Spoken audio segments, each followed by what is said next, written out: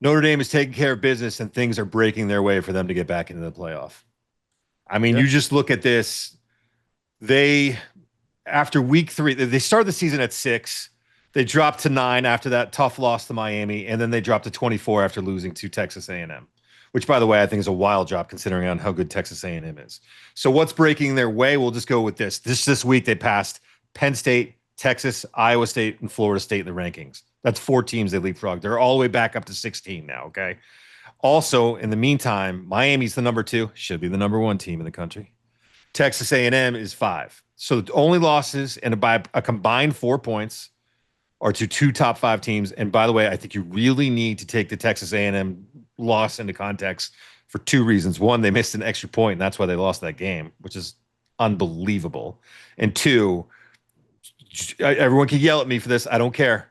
There was a blatant holding call at the end of the game that they missed. I mean, blatant, just blatant, where the defensive tackle got tackled, and all of a sudden we're going from the 9 team in the country to 24.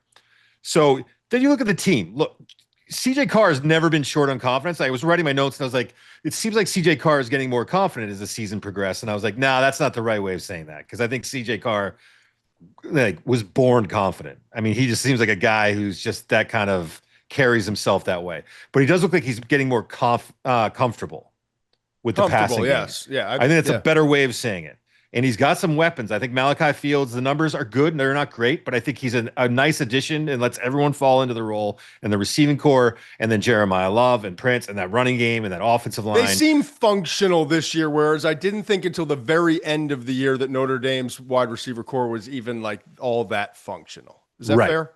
That's fair. And you could also say that this is a different offense. I don't want to compare the two because it's apples and oranges. What Riley Leonard did last year was awesome. And how much of a just gritty player that Riley Leonard is in the running game. And I don't think CJ Carr gives you that, but I also think he's a more functional passer. I think that's fair to say. The defense looks like it's settling in. Like, look, they still need some help. But this is a team that really shouldn't have been knocked back that far. They've played the 8th toughest schedule in the FBS. And again, those 2 losses are early in the season to teams that are playing super well right now and are super talented. No, Mensch, if they win out, they're in. I think so too.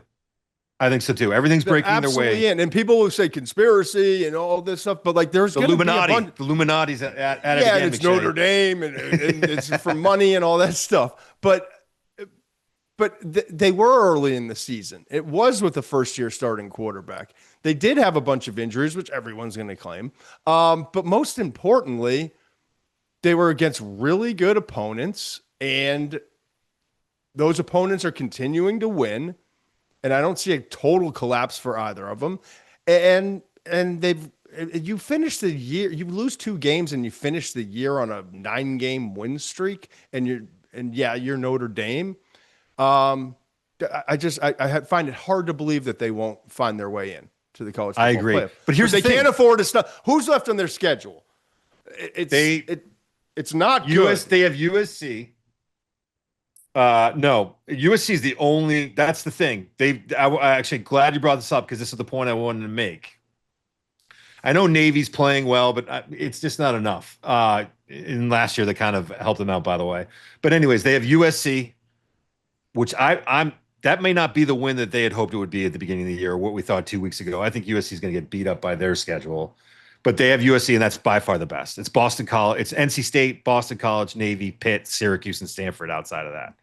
So they really, they've done everything they need to do. They can't afford the Northern Illinois loss. So that'll be interesting to see going forward. But you're right, the strength of schedule is not good. But let me just bring up this point, because I've already made the argument that I think it should be a 16-team playoff. Okay? Mm-hmm. There are some, right now, if we're looking at the landscape, if you go with the 12 model, there's going to be some teams that get left out. Okay? Well, we're not even going. Yeah. But if you went with the 16 model, think about this. You would have Ohio State, Miami, Oregon, Ole Miss, Texas A&M, Oklahoma, Indiana, Alabama, Texas Tech, Georgia, LSU, Tennessee, Georgia Tech, Missouri, Michigan, and Notre Dame in the playoff. Obviously, Memphis would block, or whoever else is the at-large would knock one of those out. That playoff sounds freaking awesome to me. That playoff sounds awesome. And then Illinois. But we'll also see, like LSU could be could be a 4-loss team by the end of the year. Or, I know. And there may be like USC could win out, or you know what I mean? So like, Yeah, we'll see what happens. But I'm just I mean, saying it's really freeze hard frame. to travel from one coast Snapshot. it's from one coast to the other side of the country and to win if you're defending USC. Just ask James Franklin, right? Shots fired. Just snapshot with me though. Just have fun with it. I mean, that would be an awesome like right now It where absolutely we stand, would be, and I would be believe awesome. that the powers to be, if for no other reason, money, and that's fine if that's the motivation. As I think we're headed towards that, and we'll I saw a model like there was I don't remember the exact number, but it was a big number, and I was like, that I don't want. I don't need. No, this no, doesn't, this 16 is doesn't a turn sweet into spot. March Madness. Yeah, it doesn't need to turn into March Madness. All right, truth number 9. Newsflash: the Big Ten has weapons too. I know I get yelled at. I'm an SEC guy. I love South football in the South and all that stuff. Well, I grew up a Michigan man, young man, baby, and I have some deep-rooted love for the Big Ten. And throw all of that stuff aside, man. Talent is talent. Skill is skill. If there's talent out there, we'll find you, right?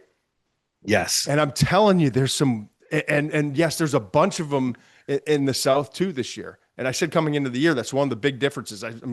We're gonna see some like legitimate wide receivers. Like there were some young pups. Last year's wide receiver class wasn't that good in the NFL draft. Like it's getting better and better again. We had like this 1-year lull, and I love seeing it. But the Big Ten, I feel like it's my responsibility to point out, like when we start to see and you're watching games and then you're studying tape and you're like, wait a second, don't overlook the Big Ten and some of the weapons.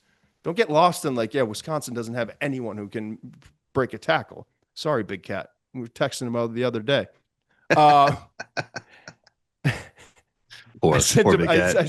sent him a video of the, you remember the special that NFL Films did on like some of the awesome athletes in the NFL and the rabbit chasing in that one county in Florida. And they talked about like the one time a year that they would burn down all the brush from the sugar canes. They would burn it down. Yeah. And so all the kids would run. It was like Janoris Jenkins and some of those guys. They would chase rabbits in the field. They're like, I'm telling you, the quickness and some of that, because from when we were children. Another way of training, to be honest. Yeah. So I send him a video of that. I'm like, maybe Wisconsin needs to recognize like this county. We need to, like, let's start getting, because I saw a receiver who had like a 40-yard gain if he was, and it turned out to be like 4. Anyway, I want to rip through this fast. Michigan, I'm watching that game, and I'm watching this McCulley and Marsh. Those two wide receivers. Andrew Marsh is a freshman. He only had 4 for 80, I think it was. But McCulley's a big receiver, 6'3", the body control he had the set. He came into the year not a very high grade. We talked about him a lot on Saturday, so I don't need to go into a deep dive. But McCulley's a legit like number 1 in college football, and I think he's going to wind up being an NFL draft pick. So I'm seeing things from those two, even though it's been a lot of run and it's been a lot of Justice Haynes and it's been Underwood, and they're kind of bringing him along. Michigan's got some guys on the outside. Okay. The tight end's good too. The tight end is good too. Yes. And he made a couple really nice plays. Ohio State, we know about Jeremiah Smith. Carnell Tate, I just went back and watched that tape, and I get it was Minnesota, and they're not, but Minnesota's not terrible on defense. No. His route running was good last year. He's more refined, man. Heartline, Brian, and I know he's calling plays now, but he's still working with these receivers, and and it's like every year when you're at Ohio State, you graduate from 101 to 201 to 301. And that's why guys stick around. And Emeka Egbuka goes in the league and he's dropping like 176 yards. Like he's unbelievable. I know. So I said he was a second rounder. I didn't say it was like a day 3 that actually wasn't a cut until I saw you smile. I didn't realize what I was doing. But my point is, I apologize. I won't make the same mistake again. But Carnell Tate comes out this week, and he had like one of those days that you get used to seeing from these guys who are like number 2, number 3 receiver, Jackson Smith and Jigba. Like, is he talented enough? Is he fast enough? Right. Look at what he just did for. Look at what he's doing week in and week out for Seattle. One of the best receivers in the NFL. Emeka Egbuka is having he's on the track for like a record-setting rookie year. These guys know, and Tate's next. And this past week, he had 183. Against Minnesota, 252 in his first 4 games. And the reason is Ohio State's starting to open things up, and they picked the right opponent. They got out to a lead, and they're like, all right, and our defense is like off the charts, outrageous. But let's get Carnell. Let's let Julian Sayin show what he can do. And Sayin was pretty sensational, man. By the way, how about Brian Hartline? First year as a play caller. Yeah, no problem. I got this. So no far, yeah. But we'll see. But he's been outstanding. But this was an important game to get the receivers going, get Carnell Tate involved. Most importantly, to get the confidence going for Julian Sayin. So that was exciting. So you got McCulley and Marsh at Michigan. You got Jeremiah Smith and Carnell Tate at Ohio State. I'm watching his Illinois cat, right? Hank Beatty was my very first your guy all-time Saturday spotlight monster player. Game. But he got nicked up, and there was like this 3-week fast start. He had 13 for 236 in the first 2 games. First ever Saturday spotlight player.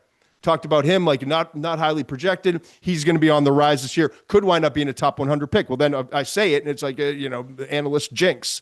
Lingering issues the next, just 66 receiving yards in the next 2 games. Started to turn the corner against USC, and he's back. So Illinois got a dude, okay? And then so I'm watching all these Big Ten guys, and that's just what I saw from Saturday as we're watching those games. Don't forget about what Mekhi Lemon did against Illinois. USC. So I'm like, that doesn't even include Mekhi Lemon, who's second nationally in receiving yards per game. Denzel Boston, who's going to be a round 1 pick in the NFL draft. DeCorian Moore, who's a true freshman sensation. Dante Moore's go-to guy for Oregon in that offense. And there's the overlooked star of all of them, Ian Strong at Rutgers. Yep. 5th nationally in receiving yards. I'm going to leave you with this. Dude, Indiana has playmakers on the outside. Indiana. Well, they didn't play this last week, so Surratt, Cooper. So I'm saying there's freaking weapons in the Big Ten. I'll leave you with this. In all, the Big Ten has 5 of the top 17 in the FBS in receiving yards per game. That's equal to the SEC, ACC, and Big 12 combined. Wow. All right. 10. Wrap us up. It's not our grandfather's Big Ten, man. Tate Truth number 10. Yep. No, I hear you. I love it. It's the way the game is evolving. And the Big Ten had to do that. You can't just, as much as you want to go back to those old days, Big Cat, you can't just pound the rock all day.